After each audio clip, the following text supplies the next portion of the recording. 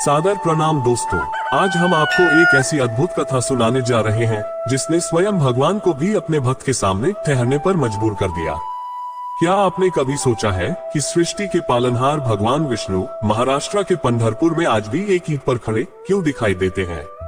आखिर वह कौन सा भक्त था जिसकी भक्ति और सेवा के आगे वैकुंठ का वैभव भी छोटा पड़ गया? ये कहानी है भक्त पुंडलिक की, उस आदर्श पुत्र की जिसने माता पिता की सेवा को ही सच्चा भगवान मान लिया और अपनी निस्वार्थ भक्ति से स्वयं प्रभु को पृथ्वी पर आने के लिए विवश कर दिया। बहुत समय पहले लोहदंडपुर नामक नगर में पुंडलिक नाम का एक युवक रहता था। पुंडलिक अपनी सुंदर पत्नी के प्रेम में इतना डूब गया था कि वह अपने वृद्ध माता पिता जानुदेव और सत्यवती को लगभग भूल ही गया था। वह अपनी पत्नी को सम्मान और सुख देता, उसे पालकी में बैठाकर ले जाता, लेकिन अपने बूढ़े माता पिता से घर के सेवकों की तरह काम करवाता था। उनके दुख और थकान की ओर उसका ध्यान ही नहीं जाता था। एक दिन उसके माता पिता ने काशी यात्रा की इच्छा व्यक्त की। पुंडलिक ने यात्रा के लिए हाँ तो कर दी, पर उसका व्यवहार नहीं बदला। रास्ते में वह और उसकी पत्नी घोड़ों पर सवार होकर चलते रहे, जबकि उसके वृद्ध माता पिता तपती धूप में नंगे पैर थके कदमों से पीछे पीछे पैदल चलते रहे। ये वही समय था जब पुंडलिक के जीवन में परिवर्तन की शुरुआत होने वाली थी। यात्रा के दौरान पुंडलिक और उनका परिवार कुक्कुट ऋषि के आश्रम में ठहरे। कुक्कुट ऋषि के बारे में ये प्रसिद्ध था कि वे कभी किसी तीर्थ यात्रा पर नहीं गए, फिर भी उनके चेहरे पर अद्भुत तेज और शांति दिखाई देती थी। रात का समय था, सब लोग सो चुके थे, लेकिन पुंडलिक की आंखों में नींद नहीं थी। तभी उन्होंने आश्रम के द्वार पर कुछ स्त्रियों को आते देखा। उनके वस्त्र बहुत मैले और काले थे, मानो वे भारी दुख और थकान से भरी हो। जिज्ञासा से पुंडलिक चुपचाप एक खंभे के पीछे छिपकर देखने लगे। उन्होंने देखा कि वे स्त्रियां बिना कुछ बोले आश्रम के अंदर गईं। कोई आंगन साफ कर रही थी, कोई बर्तन धो रही थी, तो कोई ऋषि के वस्त्र साफ कर रही थी। पुंडलिक सोच में पड़ गए, इतनी रात को ये स्त्रियां निस्वार्थ भाव से सेवा क्यों कर रही हैं? कुछ समय बाद जब वे स्त्रियां आश्रम से बाहर निकली तो पुंडलिक आश्चर्य से भर उठे। अब उनके वस्त्र दूध जैसे सफेद थे और उनके शरीर से दिव्य प्रकाश निकल रहा था। वे देवियों के समान तेजस्वी दिखाई दे रही थी। पुंडलिक से रहा नहीं गया। वे तुरंत उनके पास पहुंचे और हाथ जोड़कर बोले, हे देवी स्वरूप माताओं, कृपया बताएं आप कौन हैं? अभी कुछ समय पहले आप दुखी और मलिन दिख रही थी, लेकिन अब इतनी दिव्य कैसे हो गई? तभी उनमें से सबसे तेजस्वी देवी मुस्कुराते हुए आगे बढ़ी और बोली, पुत्र पुंडलिक, मैं गंगा हूँ और ये मेरे साथ यमुना, सरस्वती तथा अन्य पवित्र नदियां हैं। ये सुनकर पुंडलिक चकित रह गए। उन्होंने विनम्रता से पूछा, माता, आप तो संसार के लोगों के पाप हरती हैं, फिर आप स्वयं मलिन कैसे हो जाती हैं? गंगा माता ने शांत स्वर में कहा, पुत्र, संसार के लोग अपने पाप धोने के लिए हमारे जल में स्नान करते हैं। उनके पापों का भार हम पर आ जाता है, जिससे हम मलिन हो जाती हैं। लेकिन इस आश्रम में रहने वाले कुक्कुट ऋषि अपने माता पिता की सेवा को ही सबसे बड़ा धर्म मानते हैं। उनकी मात्र पितृ भक्ति इतनी महान है कि यहाँ सेवा करने मात्र से हमारे सभी पाप नष्ट हो जाते हैं और हम फिर से पवित्र हो जाती हैं। यही वह क्षण था जिसने पुंडलिक के जीवन को हमेशा के लिए बदल दिया।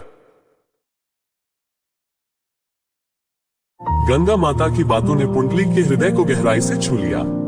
उन्हें अपनी गलती का एहसास हुआ और उनका सारा अहंकार उसी क्षण समाप्त हो गया। उन्हें समझ आ गया कि सच्चा धर्म तीर्थ यात्रा में नहीं, बल्कि माता पिता की सेवा में है।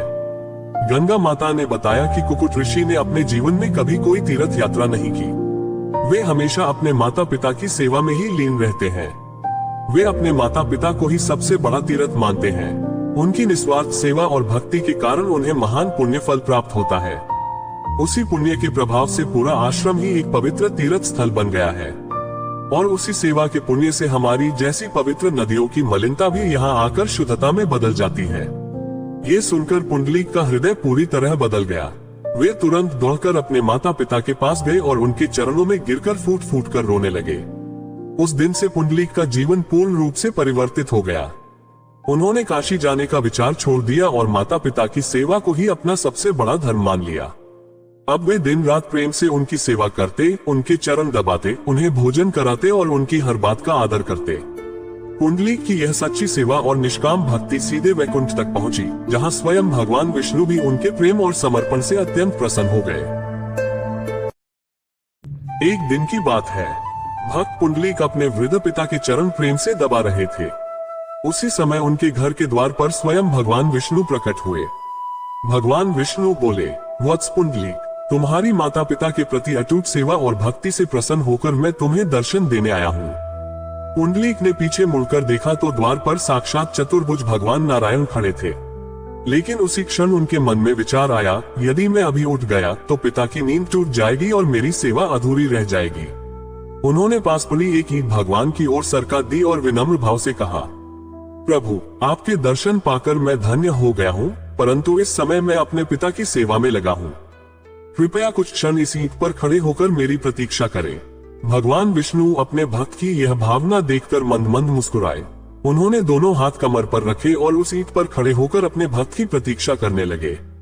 जब पुंडलीक ने अपनी सेवा पूरी की तब तक भगवान उसी स्थान पर अटल खड़े रहे। भक्त की आज्ञा और माता पिता के प्रति उसके समर्पण का सम्मान करते हुए भगवान ने वहीं सदैव के लिए निवास करने का निर्णय लिया। मराठी भाषा में ईंट को विट और खड़े रहने को उभा कहा जाता है। इसी कारण ईंट पर खड़े भगवान यहाँ विठोबाई या विठल नाम से प्रसिद्ध हुए। समय बीतता गया और वही स्थान आज महाराष्ट्र के सोलापुर जिले में स्थित पंढरपुर धाम के रूप में विश्वभर में पूजनीय बन गया।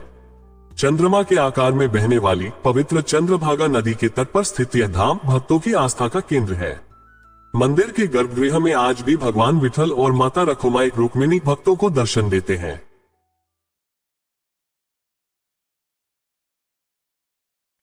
हर वर्ष आषाढ़ी एकादशी के पावन अवसर पर लाखों वारकरी पैदल यात्रा करते हुए पंढरपुर पहुंचते हैं। चारों ओर विठल विठल, जय हरि विठल के जयघोष गूंजते हैं और ऐसा प्रतीत होता है मानो भक्त पुंडलीक की भक्ति आज भी जीवित है। भक्त पुंडलीक की कथा हमें सिखाती है कि सेवा से बड़ा कोई धर्म नहीं और माता पिता से बढ़कर कोई तीर्थ नहीं। जहाँ सच्ची और निस्वार्थ सेवा होती है वहाँ भगवान स्वयं चलकर आते हैं और अपने भक्त की प्रतीक्षा भी करते हैं। यदि आपको ये प्रेरणादायक कथा पसंद आई हो तो कमेंट में लिखें, जय विठल, श्री विठल। ऐसी ही पौराणिक और प्रेरणादायक कथाओं के लिए हमारे चैनल से जुड़े रहें।